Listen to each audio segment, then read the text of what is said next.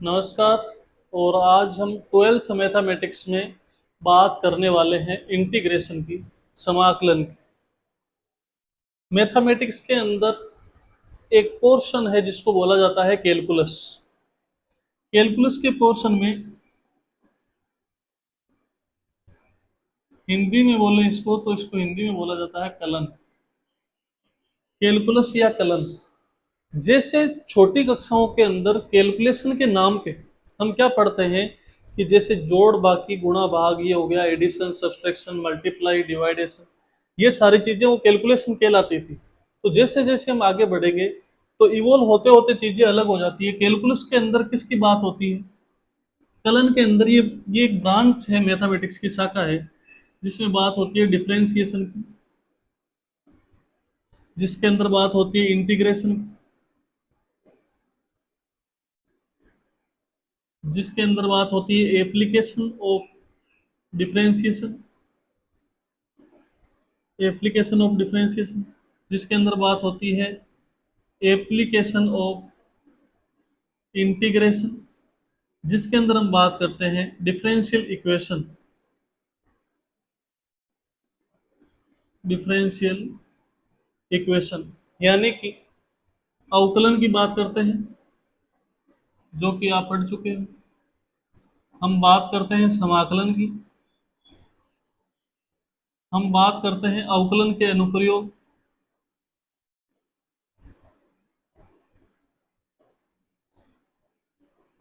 इसी श्रृंखला में हम बात करते हैं समाकलन के अनुप्रयोग,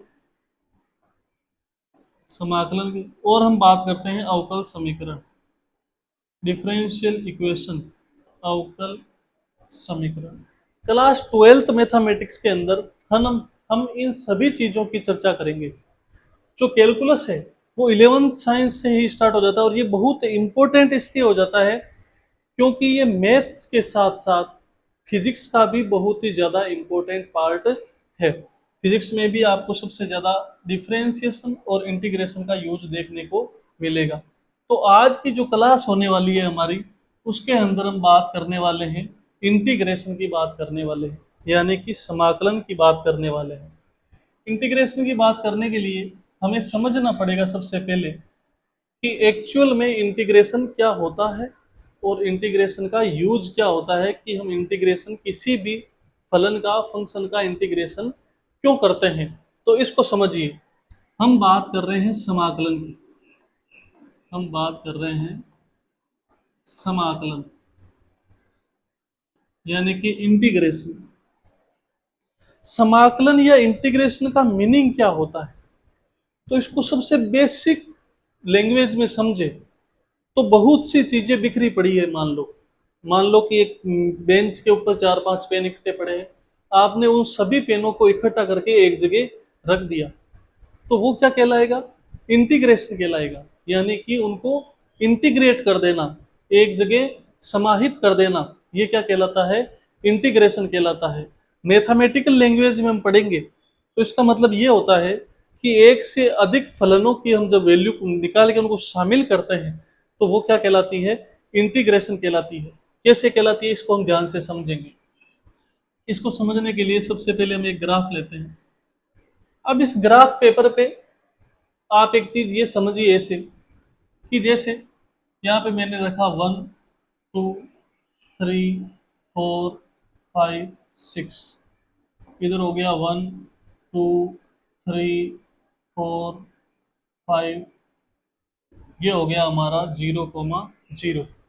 अब यहाँ पे मैं कोई शेप बनाऊंगा, जैसे आप ये मान के चलो कि जैसे मैंने ये ऐसे बना दिया, नीचे 5 में मिला दिया, तो क्या आप इसका एरिया फाइंड आउट कर सकते हो क्या? बिल्कुल कर सकते हो, क्योंकि ये क्या बन रहा है? एक रेक्टेंगल बन रहा है, आयत बन रहा है। तो इसकी लेंथ क्या हो जाएगी? 0 से लेके 5 तक, तो लेंथ हो गई इसकी 5, और ब्रेथ हो गई इसकी 3, लंबाई हो गई 5 और चौड़ाई हो गई 3। तो इसका एरिया जब फाइंड आउट करना होगा तो लंबाई इंटू चौड़ाई 5 इंटू 3 बराबर 15 हो जाएगी। यानी कि आसानी से हमने इसका एरिया निकाल लिया। सेम क्वेश्चन, अब इसके अंदर मैं दूसरा फिगर ऐसे दे सकता हूं। आप ये मान के चलो कि जैसे मैंने इसमें एक दूसरा बना दिया फिगर, ये, क्या आप इसका एरिया फाइंड आउट कर सकते हो क्या? बिल्कुल कर सकते हो। कैसे कर सकते हो? ये क्या बन रहा है? एक स्क्वायर बन रहा है, यानी कि वर्ग बन रहा है। पहले आयत बन रहा था, अब वर्ग बन रहा है। इसकी लेंथ कितनी है? 2 है। और हाइट कितनी है? 2 है। तो भुजा स्क्वायर वर्ग का क्षेत्रफल होता है 2 का स्क्वायर 4, इसका एरिया आ जाएगा। कर लिया। अब मान के चलो कि मैंने एक ऐसी आकृति बना दी, यहाँ पे -3 है, -2 है, -1। तो अब आप मुझे ये बात बताओ कि आप इसका एरिया फाइंड आउट कर सकते होगे? ये जो शेप है, इसका एरिया फाइंड आउट करना है। तो ये क्या बन रहा है? ये इस बार बन रहा है ट्राइंगल, त्रिभुज बन रहा है। तो त्रिभुज का क्षेत्रफल हम 1/2 बेस इंटू हाइट। बेस कितना हो जाएगा? -3। तो 3 हो गया बेस, माइनस आपको पता है डायरेक्शन बताता है। हाइट कितनी है इसकी? 3 है। 1/2, ये हो गया इसका एरिया। तो बेसिकली हम इससे ये समझ पा रहे हैं कि जो फिगर है, ऐसे फिगर जो स्ट्रेट लाइन से बन रहे हैं, एक सरल रेखा से बन रहे हैं। अब इसमें आप ध्यान से समझोगे तो ये पाओगे कि जैसे कोई ट्राइंगल है, कोई रेक्टेंगल है और कोई स्क्वायर है। ये सारे ही फिगर किससे बन रहे हैं? स्ट्रेट लाइन से बन रहे हैं, सरल रेखा से बन रहे हैं। किससे बन रहे हैं? सरल रेखा से। अब सरल रेखा से बन रहे हैं तो और किससे बन सकते हैं? और कुछ आकृति बनेगी किसी और की सहायता से, तो उसका क्या परिणाम निकलेगा, उसकी चर्चा करने के लिए हम क्या पढ़ रहे हैं? इंटीग्रेशन पढ़ रहे हैं। तो यहां से हमें ये समझ में आया कि जो स्ट्रेट लाइन से बनने वाले फिगर्स है, उनका हम आसानी से एरिया निकाल पा रहे हैं। लेकिन अब मैं नेक्स्ट एग्जाम्पल इसका लूंगा और उसके अंदर आप बड़े ध्यान से देखोगे, मैंने लिखा साइन एक्स, और मैं बोलूं आपको कि साइन एक्स का ग्राफ क्या होता है। तो ये आपको भी पता है कि ये किसका ग्राफ है? साइन एक्स का ग्राफ। कोई फलन है साइन एक्स, उसका ग्राफ बनाया हमने, ये बेसिक ग्राफ होता है साइन एक्स का। अब इसके अंदर मैं आपसे पूछूं कि भाई आप इसमें एक काम कीजिए, यहां से लेके यहां तक जो अंदर का क्षेत्र है, इसका एरिया बताइए। Find out the area of this figure. तो आप कैसे फाइंड आउट करोगे? अब ये न तो रेक्टेंगल बन रहा है, न तो आयत है, न वर्ग है, न वृत्त है, कुछ भी ऐसा फिगर नहीं है जो सरल रेखा से बनता हो, स्ट्रेट लाइन से बनता हो। तो ये किससे बन रहा है? ये देखो बड़े ध्यान से, ये क्या है? एक वक्र है, कर्व है। ये वक्र से बन रहा है। तो अब इसका एरिया कैसे फाइंड आउट होगा? एरिया तो फाइंड आउट आयत या वर्ग उन सब आकृतियों से ही होगा, लेकिन वो इसके अंदर कैसे आ पाएगी, इसको बड़े ध्यान से समझना है आपको। इसमें देखो, जैसे मैं इसको एक एग्जांपल देने के लिए इधर बना रहा हूं इसको, ये ऊपर वाला फिगर इतना सा है। अब इसका एरिया फाइंड आउट करने के लिए इसके अंदर मैंने रेक्टेंगल बनाने स्टार्ट कर दिए।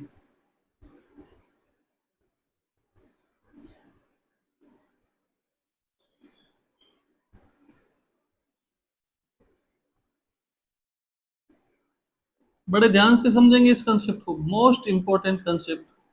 समाकलन और अवकलन आप आसानी से कर सकते हो, आप फॉर्मूलाज याद कीजिए, उसके अंदर वैल्यू पुट कीजिए, आपका आंसर आ जाएगा। लेकिन उस प्रोसेस से, उस पढ़ाई से आपको कुछ मिलने वाला नहीं है।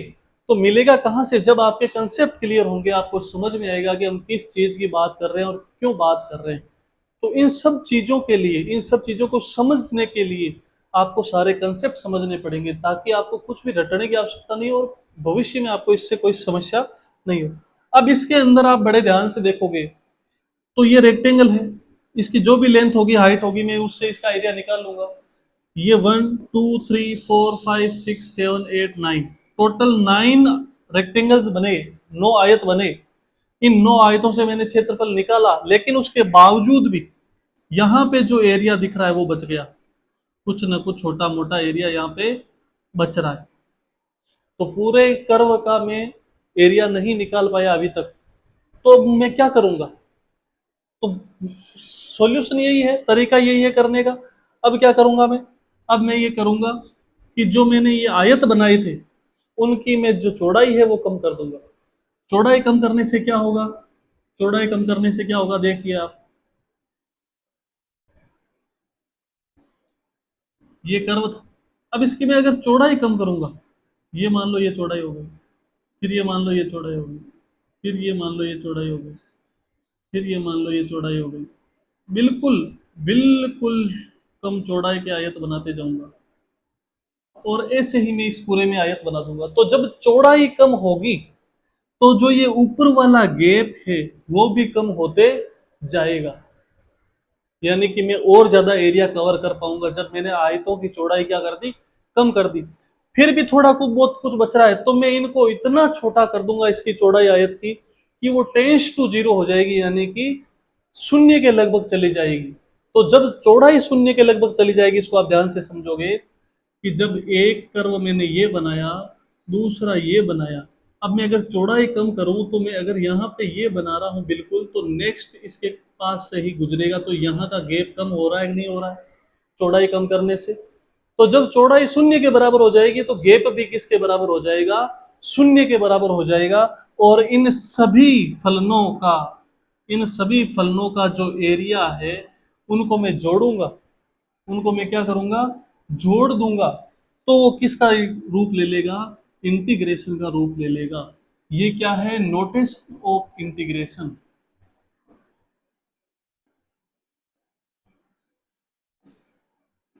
यानी कि समाकलन का चिन्ह है। ऐसा लिखा हुआ है, ऐसा चित्र बना हुआ है, तो उसका मतलब क्या है, आपके किसकी बात हो रही है, समाकलन की बात हो रही है, आपको समाकलन करना है। तो इसको ध्यान से समझो, ये समाकलन है। समाकलन यानी कि सामूहिक रूप से आकलन किया जाए किसी चीज का, बहुत सी बिखरी चीजों को सामूहिक रूप से उनका आकलन किया जाए, वही क्या है, समाकलन है। उम्मीद करता हूं कि आपको ये कंसेप्ट समझ में आया होगा। अब इसके अंदर इस प्रश्नावली को अब हम बात करते हैं कि भाई इसके क्वेश्चन कैसे होंगे, हम क्वेश्चनों को ज्यादा से ज्यादा अच्छे से कैसे कर पाएंगे। तो उसका एक ही फंडा है, जो अभी मैं फॉर्मूलाज आपको बताऊंगा वो फॉर्मूलाज आपको कंठस्थ होने चाहिए। और फॉर्मूला आने के अलावा कोई ऑप्शन नहीं है कि आपको इंटीग्रेशन आ जाए। तो सारे सूत्र आपको याद होने चाहिए ऑन योर टिप्स। तो इसमें समझने वाली कोई बात नहीं है, ये आप नोट डाउन कीजिए। ये किसके सूत्र है, डेरिवेटिव, यानी कि ये अवकलन के सूत्र आप देख पा रहे हैं। अभी जो आप देख रहे हैं वो किसके फॉर्मूलाज है, अवकलन के। तो अवकलन के भी याद होने चाहिए, समाकलन के क्यों होने चाहिए, क्योंकि जो अवकलन और समाकलन है, अवकलन और समाकलन है वो एक दूसरे के अपोजिट है। जो अवकलन है, किसी फलन का जो अवकलन निकाल रहे हो उसका समाकलन करोगे तो वापस वही फलन आ जाएगा। तो समाकलन को प्रति अवकलज भी बोला जाता है, समाकलन को क्या बोला जाता है, प्रति अवकलज। अभी आप आगे पढ़ोगे, समाकलन को प्रति अवकलज भी बोला जाता है। यहाँ पे पॉज कीजिए, ये फॉर्मूला नोट कीजिए। नेक्स्ट, ये भी अवकलन के फॉर्मूला है, ये भी डेरिवेटिव्स है, अवकलन है। नेक्स्ट, पॉज कर करके आप इसको नोट कीजिए और इनको याद कीजिए। नेक्स्ट, ये इंटीग्रेशन के फॉर्मूला स्टार्ट हो गए, समाकलन के सूत्र याद, ये हो गए आपके समाकलन के सूत्र याद। आपको अच्छे से होना चाहिए कि भाई जैसे साइन एक्स का समाकलन क्या होता है, minus cos x, cos x का क्या होता है, साइन एक्स। जब आप ध्यान से देखोगे तो आप पाओगे कि साइन एक्स का अवकलन क्या होता था, cos x. Sec square x का टेन एक्स कोस, ये कोसेक है, इसको करेक्ट कर लेना। ये है cosec square x, integration of cosec square x dx हो जाएगा minus cot x, sec x tan x का हो जाएगा सेक एक्स। एक्स की पावर एन का समाकलन होगा ये, एक्स की पावर एन प्लस वन बटा एन प्लस वन। देख, इनको ध्यान से समझना है, अभी हम आगे और पढ़ेंगे। ये नेक्स्ट समाकलन के ही है। ये सी एस सी का मतलब होता है कोसेक, यहाँ पे भी क्या है, कोसेक। तो ये आपको याद रखने हैं फॉर्मूला, पोज करके लिख लेना, फिर आपको याद करने हैं। फिर आगे चलते हैं, देखो क्वेश्चनों के ऊपर। यह है एक्सरसाइज 7.1 का फर्स्ट क्वेश्चन है, निम्नलिखित फलनों के प्रति अवकलज। प्रति अवकलज यानी क्या होता है, समाकलन ही होता है। निरीक्षण विधि द्वारा ज्ञात कीजिए। कोई बोल दे कि भाई इस क्वेश्चन का प्रति अवकलज निकालिए, इसका मतलब समाकलन निकालिए। प्रति अवकलज और समाकलन दोनों एक ही चीज है। तो सबसे पहले हम क्या करेंगे, अब इसको दोनों तरीकों से करेंगे। ये जो विधि है ये कभी भी बहुत रेयर है कि एग्जाम में पूछी जाती है, लेकिन आपके अगर किस्मत आगे चल रहे हो आपसे तो पूछी जा सकती, क्योंकि इसमें क्वेश्चन थोड़ा लेंदी होता है। जब सिंपल काम हो रहा है, इधर से कान पकड़ा जा रहा है, तो ये विधि क्या करती है, इधर से घूम के कान पकड़ने का प्रयास करती है। तो इसको दोनों तरफ से समझेंगे हम। इंटीग्रेशन ऑफ साइन 2x, यानी कि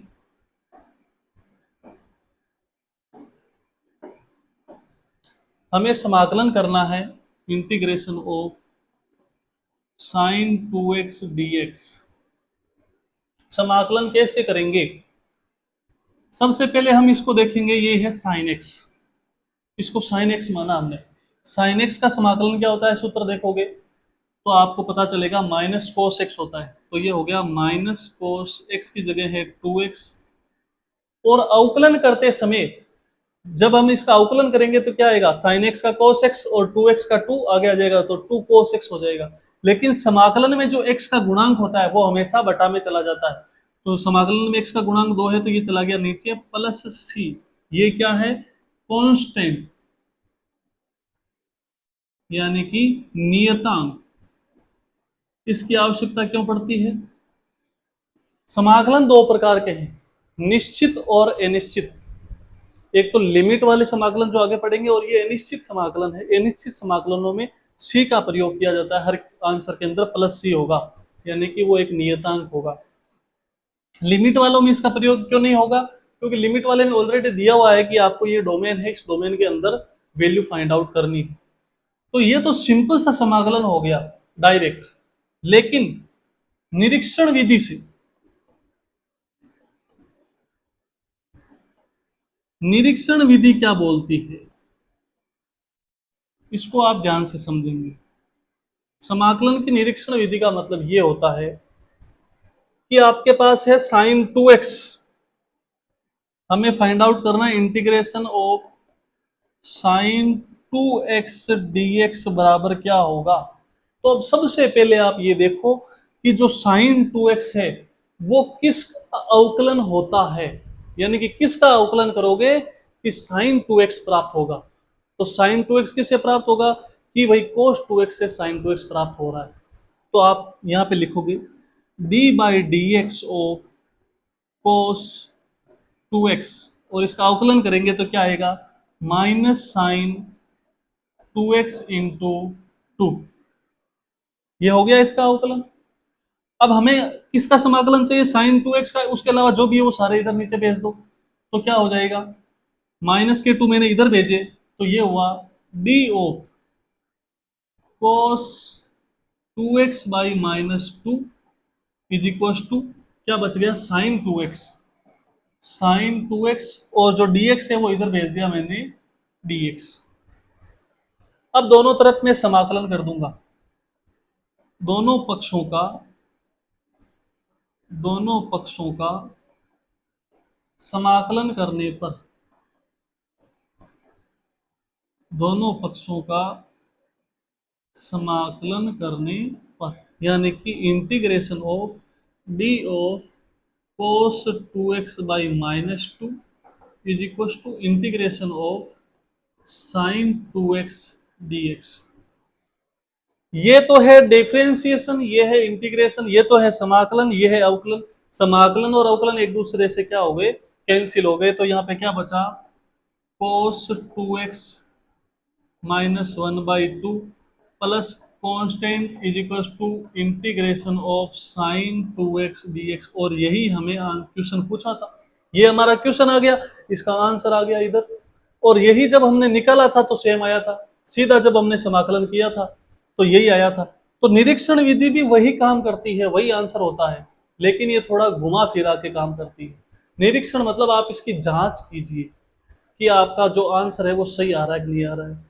तो इसका सीधा सा तरीका दिमाग में बिठा लो, जिस समाकलन पूछा है जिस भी फलन का, आप ये देखो कि ये किसका अवकलन होता है, तो ये cos 2x का अवकलन करने पे ये आता है। एग्जैक्ट अवकलन होता है ये नहीं देखना है, किसका अवकलन करें कि अंदर ये आ जाए। तो cos 2x का अवकलन करेंगे तो sin 2x आएगा, उसके अलावा जो भी आएगा देखा जाएगा। फिर उसको इधर भेज दिया और ये आंसर आ गया, दोनों तरफ समाकलन। ये सिंपल सा क्वेश्चन का मेथड है। अभी अगला क्वेश्चन करेंगे तो और समझ में आएगा आपको, इसको नोट कर लेना आप। समझ में नहीं आई तो आप एक दो बार इनको वापस रिवाइंड करके भी देख सकते हो, कोई दिक्कत वाली बात नहीं है। अब जैसे ये क्वेश्चन है, हम दोनों वीडियो से करते हुए चल रहे हैं। अब जैसे इसको मैं लिखूं integration of cos 3x dx, तो सीधा सा cos 3x है यानी कि cos x है। cos x का समाकलन क्या होता है, sin x होता है। sin x की जगह है 3x और x का गुणांक आ जाता है नीचे प्लस c। ये हो गया इसका समाकलन। अब निरीक्षण विधि से करें।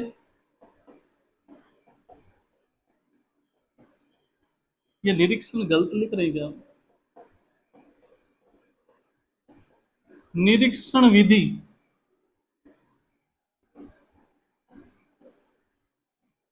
से समाकलन करने पर, निरीक्षण विधि क्या बोलती है कि cos 3x किसका अवकलन करेंगे कि cos 3x आएगा। तो मैंने बोला कि मैं अवकलन कर रहा हूं sin 3x का, तो क्या आएगा, sin 3x का अवकलन क्या होगा, 3 इंटू cos 3x। ठीक है, cos 3x के अलावा इधर भेज दे रहा हूं मैं, तो d of sin 3x by 3 is equal to cos 3x, ये dx चला गया उधर, ये हो गया dx। अब मैं क्या बोलूंगा, दोनों पक्षों का समाकलन करने पर, दोनों पक्षों का by doing integration of both side, दोनों पक्षों का समाकलन करने पर, दोनों पक्षों का समाकलन करूंगा तो इधर क्या होगा, integration of d of sine 3x by 3 is equal to integration of cos 3x dx। ये तो हमारा क्वेश्चन है, यही हमसे क्वेश्चन में पूछा है कि cos 3x का इंटीग्रेशन क्या होता है। ये दोनों आपस में कैंसिल आउट हो गए, तो ये बच गया sin 3x बाई 3 और प्लस c। ये किसका वैल्यू आ गया, cos 3x का इंटीग्रेशन आ गया, कौन सी विधि से, निरीक्षण विधि से। निरीक्षण विधि से इसका इंटीग्रेशन आ गया। तो सिंपल सा है निरीक्षण विधि। उम्मीद करता हूँ कि आपको समझ में आ रही होगी कि निरीक्षण विधि में क्या करना है, कि जो क्वेश्चन है वो किसका अवकलन करने पे आएगा, वैसे स्टार्ट होगा, उसका अवकलन करेंगे, ट्रांसफर कर देंगे दोनों तरफ, इंटीग्रेशन कर देंगे, आंसर आ जाएगा। नेक्स्ट क्वेश्चन देखते हैं, e की पावर 2x, तो e की पावर 2x का इंटीग्रेशन करें, इंटीग्रेशन ऑफ e की पावर 2x dx। अगर मैं सीधा ही करूं इसको, तो e की पावर x का समाकलन क्या होता है, e की पावर x होता है। तो e की पावर 2x और x का गुणांक कहाँ चला जाता है, नीचे चला जाता है प्लस c। ये हो गया समाकलन। निरीक्षण विधि से करूं तो e की पावर 2x किसका अवकलन होगा, e की पावर 2x का अवकलन होगा, यानी कि d by d x of e की पावर 2x बराबर क्या हो जाएगा, e की पावर 2x इंटू 2। ये मैंने इसका अवकलन कर दिया, मुझे e की पावर 2x चाहिए, तो d ऑफ e की पावर 2x बाई 2 बराबर e की पावर 2x dx। दोनों पक्षों का समाकलन, दोनों पक्षों का समाकलन करने पर, दोनों पक्षों का समाकलन करने से मतलब ये हुआ कि d ऑफ e की power 2x by 2 is equal to integration of e की पावर 2x dx। ये दोनों कैंसिल हो गए, ये बच गया e की power 2x by 2 plus c, और ये किसका वैल्यू आ गया, e की पावर 2x dx का इंटीग्रेशन हो गया। अब ध्यान से देखो, जो सिंपल मेथड से किया था और ये मेथड से किया था, आंसर सेम आ रहा है, सेम ही आएगा। ये एक अलग विधि है और उतनी इंपॉर्टेंट विधि नहीं है, लेकिन हमें सारा कुछ कवर करके ही चलना है। तो बड़े ध्यान से देखेंगे, समझेंगे। आगे चलते हैं नेक्स्ट क्वेश्चन पे। क्वेश्चन नंबर 4, ये भी निरीक्षण विधि का एक क्वेश्चन है। इसको कैसे करेंगे, सबसे पहले इसको सिंपल वे में करते हैं, integration of a x plus b का होल स्क्वायर डी एक्स। बड़े ध्यान से ध्यान देंगे और समझेंगे कि जो ए एक्स प्लस बी है वो क्या है, एक सरल रेखा है, एक रेखा का समीकरण है, इक्वेशन ऑफ ए लाइन। और जब इक्वेशन ऑफ ए लाइन होती है तो हम उसको पूरे को एक्स मान सकते हैं। तो ये किसका रूप हुआ? एक्स स्क्वायर का रूप हुआ। तो एक्स स्क्वायर का रूप हुआ ये। अब इसका समाकलन करेंगे, यानी कि एक्स की पावर एन। तो एक्स की पावर एन का समाकलन आप सूत्र देखेंगे तो पता लगेगा, एक्स की पावर एन प्लस वन बटा एन प्लस वन, ये फॉर्मूला होता है। ये फॉर्मूला यहाँ लगाएंगे तो ये क्या हो जाएगा? ए एक्स प्लस बी की पावर दो प्लस एक बटा दो प्लस एक इंटू, फिर मैंने क्या बोला कि जो x के गुणा में होता है वो बटा में चला जाता है, तो ये हो जाएगा एक बटा एक। तो अब इसको आगे सॉल्व करोगे तो ये क्या हो गया? One upon three A into a x plus B की पावर थ्री प्लस सी, ये हो गया इसका इंटीग्रेशन। ये हो गया इसका इंटीग्रेशन सिंपल वे में। ध्यान से समझेंगे, वापस देख लो भले। ये क्या है? एक रेखा का समीकरण है, इक्वेशन ऑफ ए लाइन है। इसको हमने मान लिया x, जैसे अवकलन करते हैं वैसे ये करना है। x की पावर n का समाकलन क्या होगा? x की पावर n प्लस वन बटा n प्लस वन, एक्स की पावर n प्लस वन बटा n प्लस वन इंटू अंदर x का जो गुणांक है वो नीचे आ जाता है, अवकलन में आगे आ जाता है, इतना ही फर्क है। ये हो गया हमारा समाकलन। निरीक्षण विधि से करें अगर, अगर हम करें निरीक्षण विधि से, तो निरीक्षण विधि से देखो, ए एक्स प्लस बी का होल स्क्वायर, यानी कि मैं एक तरफ से ऐसे बोलूं कि एक्स स्क्वायर, एक्स स्क्वायर कब आता है? किसका अवकलन करेंगे एक्स स्क्वायर आई? तो एक्स स्क्वायर तब आता है जब आप क्यूब का अवकलन करते हो, यानी कि एक बड़ी घात का अवकलन करोगे तो उससे एक घात छोटी आएगी। कैसे? जैसे एक्स क्यूब का आपने अवकलन किया, क्या आया? Three x square. तो स्क्वायर कब आता है? जब आप अवकलन किसका करते हो? क्यूब का अवकलन करते हो। ये बात समझ में आई आपके?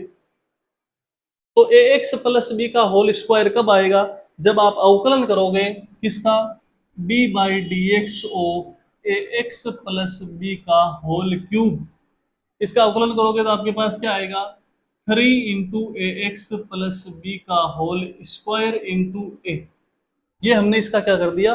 अवकलन। एक्स की पावर एन से अवकलन किया, फिर अंदर वाले का अवकलन किया तो ए आ गया गुणा में। अब हमें क्या चाहिए? सिर्फ ये चाहिए, तो बाकी को इधर भेज दो। तो d of a x plus b का होल क्यूब बाई नीचे आ गया three a is equal to a x plus b का होल स्क्वायर इंटू ये डी एक्स चला गया उधर, दोनों तरफ समाकलन कर देंगे तो ये हो गया ए एक्स प्लस बी का होल क्यूब अपॉन थ्री ए प्लस सी, और किसका समाकलन हो गया? ए एक्स प्लस बी का होल स्क्वायर का। अब ध्यान से देखो, ये और ये सेम है क्या? बिल्कुल सेम है।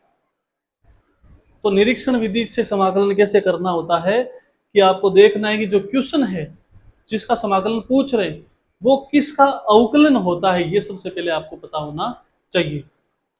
नोट कर लीजिए इसको भी।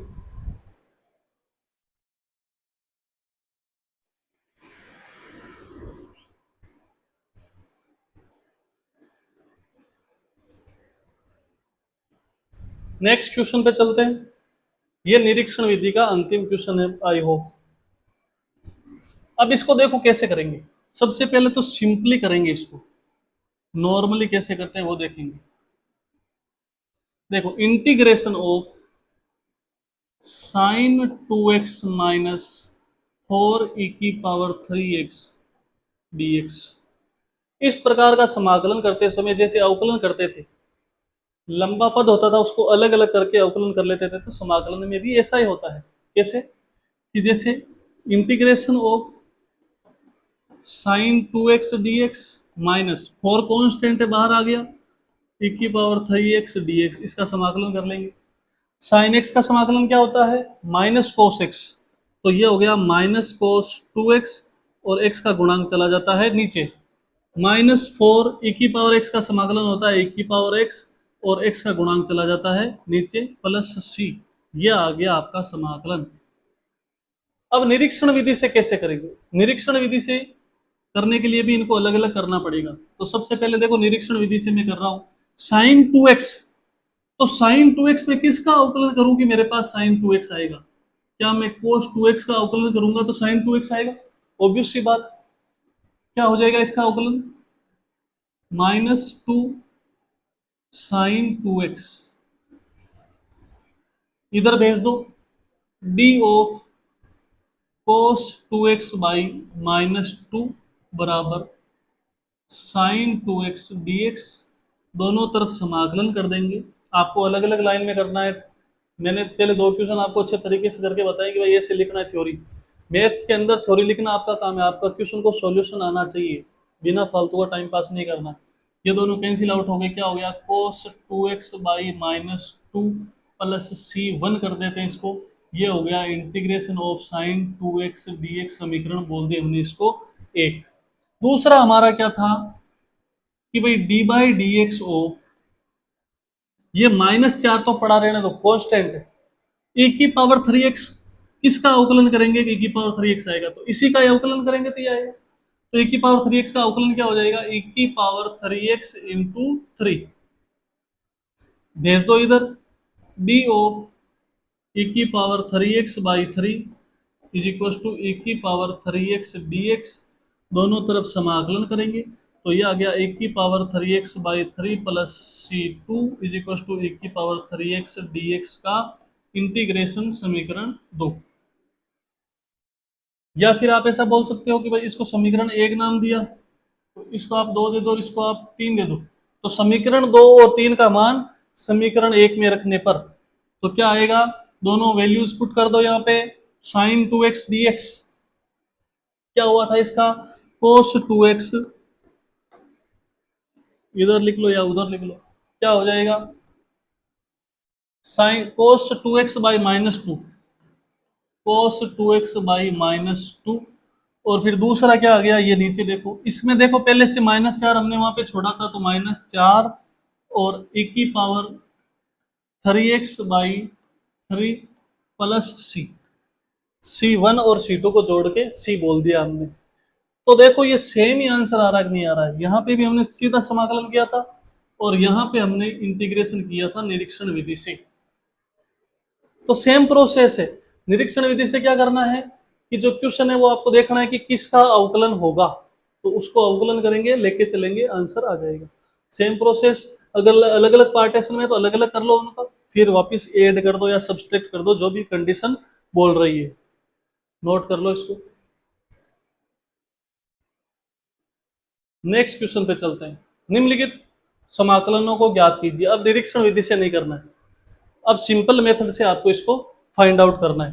तो पहला क्वेश्चन है हमारा इंटीग्रेशन ऑफ 4e की पावर 3x प्लस 1 dx। तो प्लस है तो अलग अलग लिख लेंगे, 4 बाहर आ जाएगा, e की पावर 3x dx प्लस 1 बाहर आ गया dx। अब इसका समाकलन करो। देखें ये तो फॉर्मूला बेस्ड क्वेश्चन है, करो इसका समाकलन। कर लिया होगा ये तो आपने। e की पावर 3x dx है तो e की पावर x का समाकलन क्या होता है? e की पावर x होता है। तो 4 इंटू e की पावर 3x और x का गुणांक आ जाता है नीचे, प्लस एक का समाकलन करोगे तो वही फलन आ जाएगा जिसके सापेक्ष करोगे, यानी कि x के सापेक्ष कर रहे हो तो x आ जाएगा, प्लस c।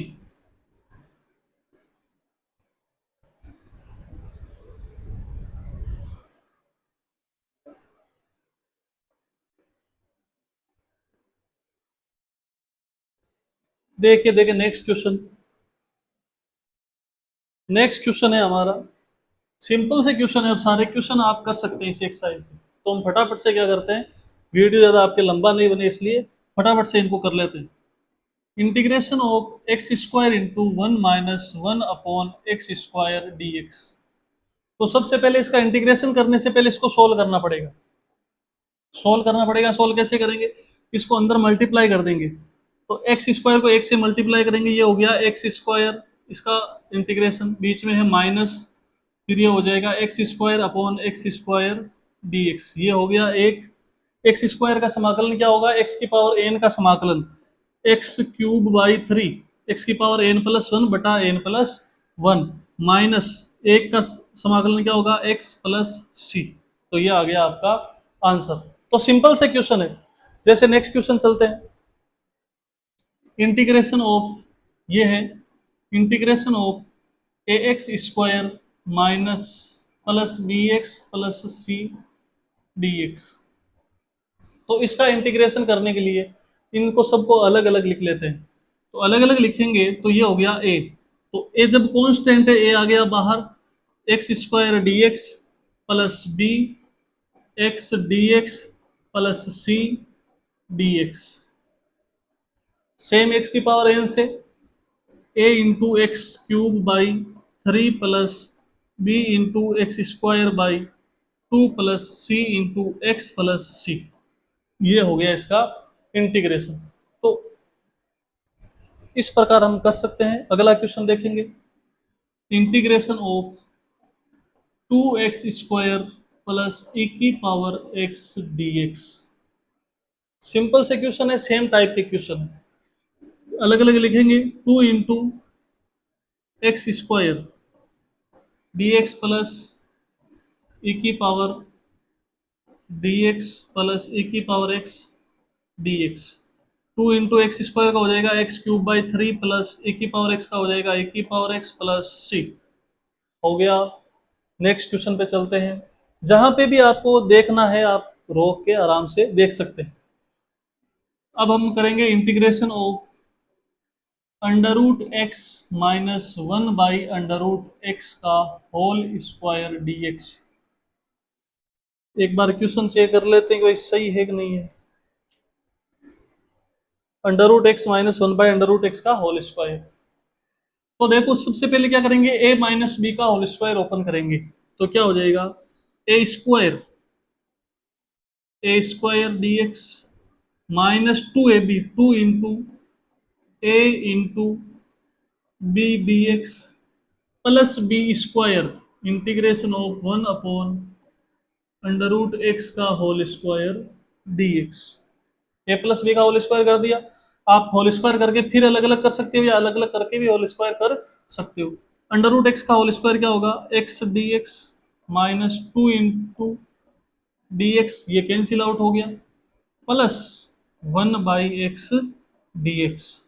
अब इसका समाकलन कर देंगे।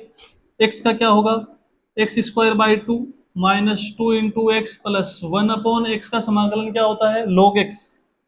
ये हो गया लॉग एक्स प्लस सी। ये हो गया आपका समाकलन। तो ये तो सिंपल से फॉर्मूला बेस्ड क्वेश्चंस है, इनको आप बड़ी आसानी से कर सकते हो। नेक्स्ट चलते हैं। ये क्या हो गया भाई, next next next next question number 10 और question number 11।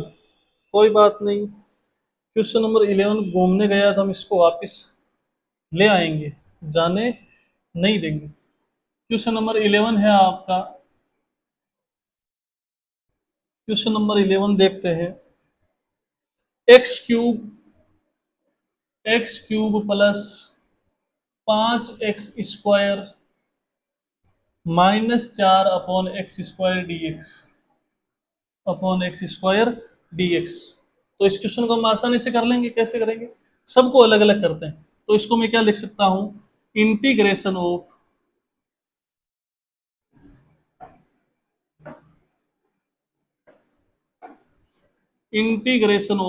X cube by x square d x plus 5 बाहर आ गया, x square by x square d x minus 4 बाहर आ गया, 1 upon x square d x.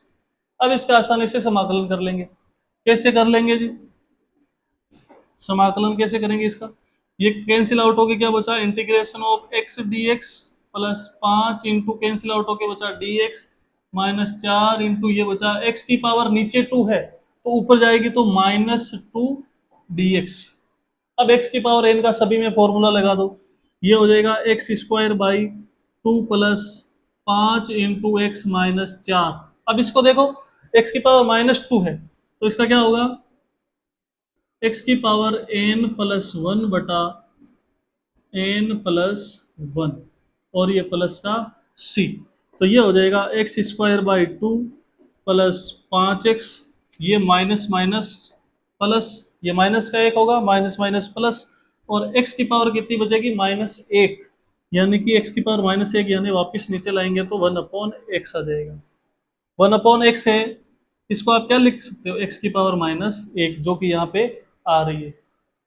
Simple सी बात है। तो इस प्रकार इसका समाकलन कर लेंगे। नेक्स्ट क्वेश्चन पे चलते हैं। नेक्स्ट क्वेश्चन देखो हमारा, इंटीग्रेशन ऑफ, ये है x³ plus 3x plus 4/√x dx। तो इसको करने के लिए, इसको करने की कोशिश करो। देखिए एक बार, देखिए इस क्वेश्चन को, सिंपल सा क्वेश्चन है, सेम मेथड है, वही काम करना है हमें। एक बार देख लेता हूँ वीडियो, तो बीच बीच में डिस्टरबेंस की वजह से कभी कभी धोखा भी हो जाता है कि आधा घंटा इंसान बोल रहा है और रिकॉर्ड ही नहीं हो रहा है। बहुत सी दुविधाएं, इसलिए आपके पास अगर ये पहुंच रहा है तो आप अच्छे से इस पे मेहनत कीजिए और इस काम को कंप्लीट कीजिए, अच्छे से पढ़िए, क्योंकि इसके पीछे बिना निस्वार्थ बहुत सी मेहनत लगती है। अब देखो इसको, इसको मैं लिख सकता हूँ integration of x³ upon x की power 1/2 dx plus 3x upon x की power 1/2 dx plus 4 into 1/x की पावर 1/2 dx। अब जो नीचे है पावर, ऊपर भी x है नीचे भी x है, तो जो नीचे वाला फलन है उसको ऊपर भेजेंगे, पावर माइनस की हो जाएगी। तो ये क्या हो गया, इंटीग्रेशन ऑफ x की cube minus 1/2 dx plus 3 into x की power 1 minus 1/2 dx plus 4 into x की पावर -1/2 dx। अब x की पावर n का फॉर्मूला लगा देंगे, पहले इसको सोल्व कर लेते हैं। ये हो गया इंटीग्रेशन ऑफ x की power 5/2 dx plus 3 into x की power 1/2 dx plus 4 into x की पावर -1/2 dx। अब x के सापेक्ष समाकलन करने पर x की पावर n का फॉर्मूला क्या होगा, x की power n plus 1 upon n plus 1। तो ये हो जाएगा x की power 5/2 plus 1/5/2 plus 1 plus 3 into x की power 1/2 plus 1/2 plus 1 plus 4 into x की power -1/2 plus 1/-1/2 plus 1 plus c। अब इसको सिंप्लीफाई कर लेंगे। x की पावर 5/2 प्लस 1 है, तो ये कितना हो जाएगा, x की पावर, ये हो जाएगा आपके 7/2। ये हो जाएगा x की पावर 7/2 अपॉन 7/2 प्लस 3 एक्स की power 1/2 plus 1 3/2 by 3/2 plus 4 into x की पावर -1/2 प्लस 1, यानी कि 1/2 अपॉन 1/2 प्लस सी। जो नीचे वाला है उसको ऊपर भेज देंगे, ये हो जाएगा 2/7 एक्स की पावर 7/2 प्लस, ये हो जाएगा 2 एक्स की पावर 3/2, क्योंकि 3 से 3 कैंसिल हो जाएगा, प्लस इसको करेंगे तो ये हो जाएगा 8 एक्स की पावर 1/2 प्लस 6। तो ये हो गया आपका इंटीग्रेशन, 8 एक्स की पावर 1/2 प्लस 6। तो इस प्रकार समाकलन में क्या है, कोई क्वेश्चन दिखने में बड़ा है छोटा है उस पर ध्यान नहीं देना है, आपको करना क्या है, प्रोसेस फॉलो करनी है कि कौन सी प्रोसेस से हमारा क्वेश्चन होने वाला है। तो सिंपल सी प्रोसेस है कि भाई इसके अंदर क्या दिख रहा है, इनको अलग अलग करना है, √2 1/2 लिखना है, पावर को ऊपर भेजना है, फिर सिंप्लीफाई करने के बाद में इसका इंटीग्रेशन करना है, और इंटीग्रेशन भी किससे करना है, बिल्कुल सिंपल सा फॉर्मूला x की पावर n। आई बात समझ में। अब अगले क्वेश्चन पे चलते हैं। क्वेश्चन नंबर 13, क्वेश्चन नंबर 13 को बड़े ध्यान से ध्यान देंगे और समझेंगे। Integration of x³ minus x² plus x minus 1 upon x minus 1 dx। सबसे पहला काम इसको सिंप्लीफाई करना है, कैसे करना है जी, देखो ऊपर इन दोनों में एक्स स्क्वायर कॉमन आ रहा है, तो ये होगा x minus one plus x minus one upon x minus one d x. अब इसके अंदर ऊपर x माइनस वन कॉमन लेंगे तो ये हो जाएगा x square plus one upon x minus one d x. ये दोनों कैंसिल। क्या बचा हमारे पास? Integration of x square plus one d x. अलग अलग करेंगे, integration of x square d x plus integration of d x. X square का x cube by three plus one का एक्स प्लस सी। ये आ गया आपका आंसर। तो सिंपल सा क्वेश्चन है। अब ऐसे देखो कि भाई इसका क्या करना है, तो सबसे पहले इसको सिंप्लीफाई करना है, इस क्वेश्चन को सिंप्लीफाई करना है एज ए क्वेश्चन, उसके बाद में उसका इंटीग्रेशन करना है, तो ये आपके पास आंसर आ जाएगा। ठीक बात है, चलते हैं नेक्स्ट क्वेश्चन पे। नेक्स्ट क्वेश्चन है हमारा integration of one minus x upon under root x d x. ये भी बहुत सिंपल सा क्वेश्चन अभी पहले हमने किया। इसको सबसे पहले आप सरल तरीके से लिखो, एक बटा under root x d x minus x बटा under root x d x. अब कैसे करेंगे? इसको मैं लिख सकता हूँ वन अपॉन एक्स की power one by two d x minus under root x से अंडर रूट एक्स चला जाएगा तो ये हो जाएगा अंडर रूट एक्स, यानी कि एक्स की power one by two d x. Under root x का भाग देंगे एक्स में तो अंडर रूट एक्स बार जाएगा, यानी कि एक्स की पावर वन बाई टू बार जाएगा। अब इसका समाकलन करेंगे, इसको लिख लो एक्स की power minus one by two d x minus x की power one by two d x. X की पावर एन का फॉर्मूला लगाएंगे, क्या होता है? एक्स की पावर एन प्लस वन बटा n plus one plus x की, सॉरी माइनस है, माइनस एक्स की पावर एन, एक्स की पावर एन प्लस वन बटा n plus one, one by two plus one plus c. तो ये हो जाएगा एक्स की power one by two upon one by two minus x की power three by two upon three by two plus c. ये ऊपर भेजेंगे उल्टा हो जाएगा, टू इंटू एक्स की power one by two minus two by three into x की power three by two plus c. अब इसके अंदर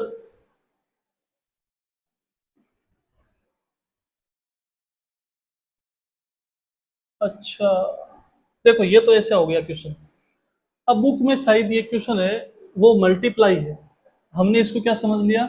डिवाइड समझ लिया। तो कोई दिक्कत नहीं, प्रैक्टिस करनी है हमें क्वेश्चनों की। तो डिवाइड में होगा तो क्वेश्चन का आंसर ये आ जाएगा, और अगर मल्टीप्लाई में होगा तो फिर क्या होगा इसका आंसर? देखो, मल्टीप्लाई का क्वेश्चन भी कर लेते हैं, कोई दिक्कत वाली बात नहीं है।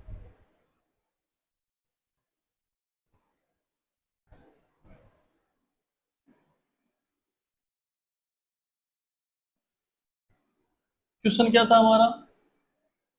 One minus x into under root x, one minus x into under root x.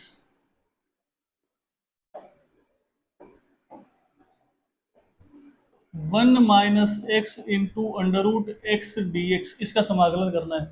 हमने इसमें अपॉन अंडर रूट एक्स ले लिया, मेरे हिसाब से वो मल्टीप्लाई होना चाहिए, तो एक क्वेश्चन एक्स्ट्रा ऐसा ही मल्टीप्लाई करेंगे तो ये क्या हो जाएगा? Under root x d x minus x under root x d x, यानी कि ये तो हो गया सीधा सा एक्स की power one by two d x minus ये हो गया एक्स की power one plus one by two d x, यानी कि एक्स की power one by two d x minus x की power three by two d x.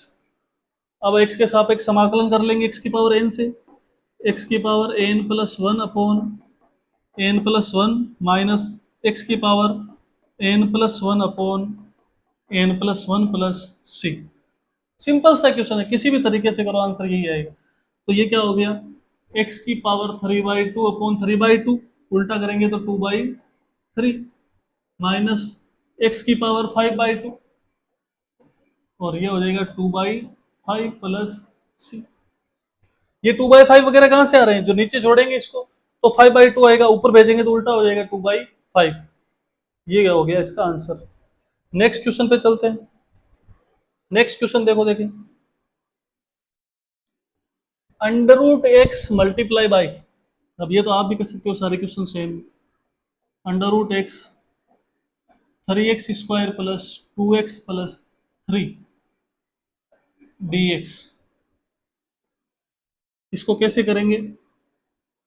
ये हो जाएगा integration of 3x² into under root x d x plus 2 into x under root x d x plus 3 into under root x d x. करो देखे फटाफट से गुणा करके। देखो 3 आ गया बाहर, अंदर x की पावर 2 प्लस एक्स की power 1/2 dx plus 2 into x की power 1 plus 1/2 dx plus 3 into x की पावर 1/2 dx। तो एक्चुअल में ये क्या आ जाएगा? x की power 5/2 dx plus 2 into x की power 3/2 dx plus 3 into x की पावर 1/2 dx। सेम क्वेश्चन हो गया, कंटिन्यूस सेम क्वेश्चन करते जा रहे हैं। एक्स की पावर एन का फॉर्मूला लगाना है और इसको सोल्व करना है। कीजिए सोल्व इसको। चलते हैं नेक्स्ट क्वेश्चन पे, उसको सोल्व करोगे आप पूरा। ये भी सेम क्वेश्चन है। Integration of 2x minus 3 cos x plus e की पावर x dx, इसको इंटीग्रेट कैसे करोगे? इसको हम लिख सकते हैं 2 into x d x minus 3 into cos x dx plus e की पावर x dx। ठीक बात है, कर लो इसका इंटीग्रेट। 2 इंटू एक्स का अवकलन क्या हो जाएगा? x² by 2 minus 3 into cos x का क्या होगा? साइन एक्स प्लस e की पावर x का e की पावर x और प्लस कांस्टेंट 2 से 2 गया, x² minus 3 sine x plus e की पावर x प्लस c। ये हो गया सिंपल सा integration. Next question, question number 17। Question number 17 देखिए, integration of 2x² minus 3 sine x plus 5 under root x d x. Same process, अलग अलग कर लीजिए इसको। x² dx minus 3 sine x d x plus 5 under root x x की power 1/2 dx। कीजिए इसका अवकलन फटाफट से।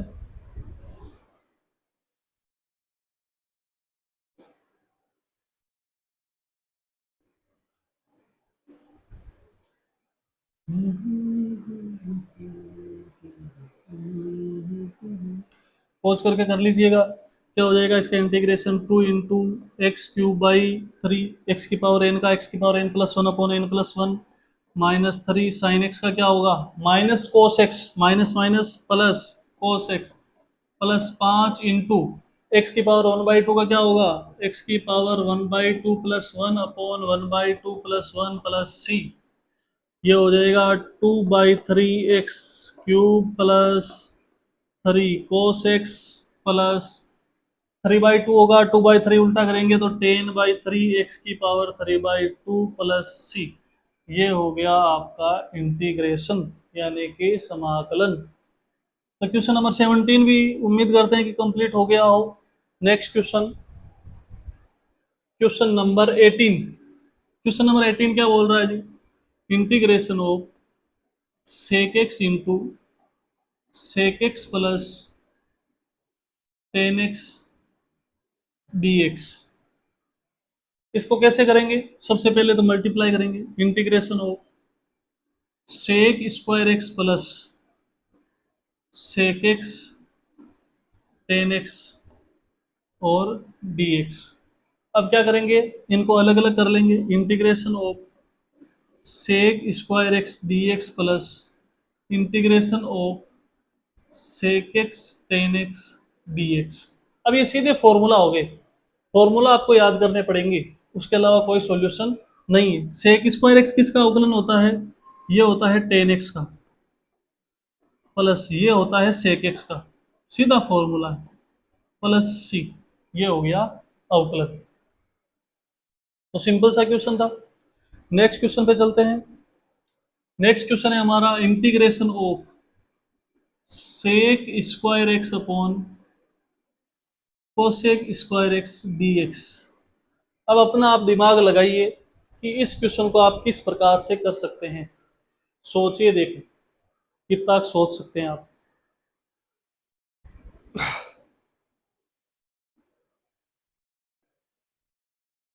सबसे पहले आपका दिमाग जाना चाहिए कि इस क्वेश्चन को सिंप्लीफाई करें, सिंप्लीफिकेशन करें इस क्वेश्चन का। तो वो कैसे होगा?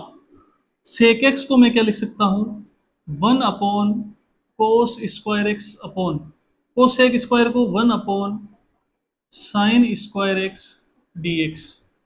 फिर उसके बाद में जो नीचे है उसको ऊपर भेज दिया, तो ये हो गया 1 upon cos square x into sine square x upon 1 dx। बड़े ध्यान से ध्यान देंगे, sine square upon cos square क्या बन जा रहा है, टेन स्क्वायर एक्स dx। अब टेन स्क्वायर का कोई समाकलन नहीं होता है, तो क्या किया जाए, टेन स्क्वायर की सर्वसमीका लगाई जाए, क्या होती है, sec square x minus 1 dx। इनको अलग अलग करेंगे, sec square x d x minus d x. Sec square x का अवकलन क्या होता है जी, टेन एक्स होता है, माइनस 1 का अवकलन क्या होगा, एक्स के सापेक्ष एक्स होगा, प्लस सी। हमारा क्वेश्चन नंबर था ये 19, ten x minus x plus c, answer आ गया। तो इस प्रकार अब आप यहां पे दिमाग लगाने लगो कि इसका क्या किया जाए, तो कुछ नहीं किया जाए, इसको सिंप्लीफाई किया जाए। और जब सिंप्लीफाई हो जाएगा तो दिमाग लग जाएगा कि भाई इसको करना क्या है। आई बात समझ में? ये भी भागने को अतरो है। ये क्वेश्चन आप कर लीजिएगा, बिल्कुल सिंपल सा क्वेश्चन है। चलते हैं नेक्स्ट क्वेश्चन पे। Question number 20, integration of 2 - 3 sine x upon cos square x d x.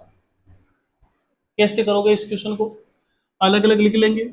Integration of 2 upon cos square x minus, sorry d x minus 3 sine x upon cos square x d x. Two constant बाहर आ गया, 1 upon cos square क्या होगा, sec square होगा, -3 बाहर आ गया, कोस upon sine upon cos square, यानी कि साइन अपॉन कोस गुणा कोस। तो ये किस कैसे लिखा जाएगा, ये sign x upon cos square है तो इसको लिखेंगे कोस एक्स गुणा कोस एक्स, यानी कि एक बार तो साइन बटा कोस और एक बार 1/कोस। तो ये क्या बन गया, साइन बटा कोस बन गया 10x और ये बन गया सेक एक्स डी एक्स। ये सीधे से फॉर्मूला बन गए। ये हो गया 2, सेक स्क्वायर होता है 10x का अवकलन, सॉरी समाकलन, 3 into sec x plus c. ये आ गया आपका आंसर। सही है, कर लोगे। चलते हैं नेक्स्ट क्वेश्चन के। Question number 21। क्वेश्चन है under root x plus 1/√x का प्रति अवकलज ज्ञात कीजिए। प्रति अवकलज का मतलब क्या होता है, सबसे पहले बताया था समाकलन होता है, यानी कि आपको इसका समाकलन करना है। किसका समाकलन करना है,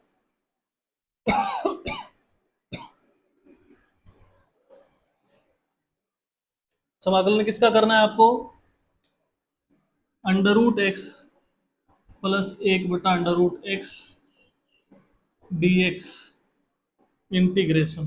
कर लोगे, सिंपल सा क्वेश्चन है, इतनी देर करते हुए आ रहे थे कि भाई इंटीग्रेशन ऑफ √x है, √x को क्या लिख सकते हैं, x की power 1/2 dx plus integration of x की पावर -1/2 dx। x की पावर n का फॉर्मूला लगाओ, आंसर दिए हुए हैं, जो सही उस पर टिक कर लो। नेक्स्ट क्वेश्चन, यदि d by d x of f of x is equal to 4x³ minus 3/x की पावर 4, यानी कि आपको ये समझना है 4x³ माइनस 3/x की पावर 4, इसका आपको करना है समाकलन। एफ ऑफ टू बराबर 0, तो एफ ऑफ एक्स का क्या मान ज्ञात कीजिए। और एफ ऑफ एक्स ये दिया हुआ है, तो देखो सबसे पहले इसका समाकलन करेंगे, तो क्या होगा, 4x³ का समाकलन माइनस 3x⁻⁻4 का समाकलन।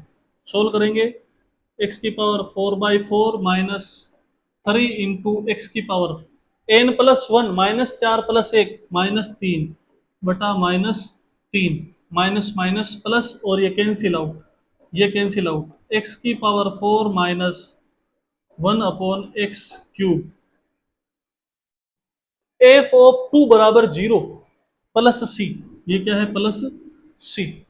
एफ ऑफ टू बराबर 0 यानी कि एक्स का मान जब 2 रखते हो तो इसका वैल्यू क्या है, 0 है, ये क्वेश्चन बोल रहा है।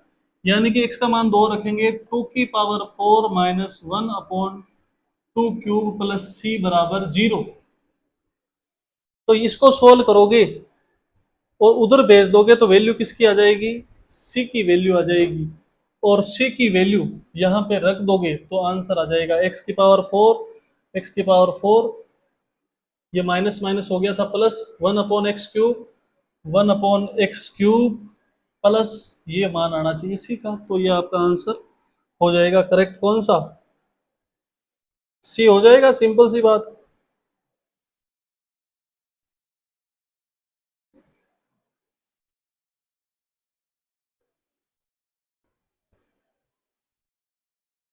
ठीक है,